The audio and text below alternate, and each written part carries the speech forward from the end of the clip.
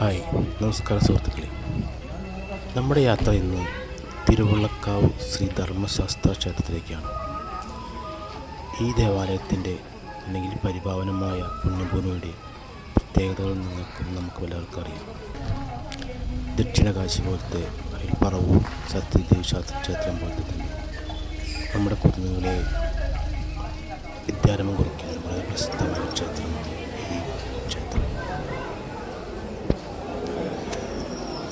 തൃശ്ശൂർ കൊടുങ്ങല്ലൂർ റൂട്ടിൽ ചേർപ്പിൽ നിന്നും ഇടത്തോട്ട് തിരിഞ്ഞാണ് ക്ഷേത്രം സ്ഥിതി ചെയ്യുന്നത്.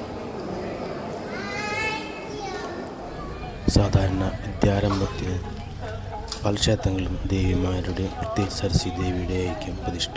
പക്ഷേ ഈ അമ്പലത്തിൻ്റെ പ്രത്യേകത എന്നത് ശാസ്താവിൻ്റെ പ്രതിഷ്ഠയാണ് ഇവിടുത്തെ. അതാണ് ഈ അമ്പലത്തിൻ്റെ ഏറ്റവും വലിയ പ്രത്യേകത.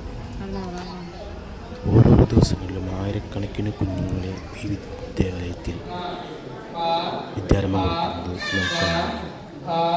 പ്രത്യേകിച്ച് നവരാത്രി മാസങ്ങളിൽ ആയിരങ്ങളല്ല, അതിൽ കൂടുതൽ കുഞ്ഞുങ്ങളെ വിദ്യാരംഭം കൊടുക്കുന്നതാണ്.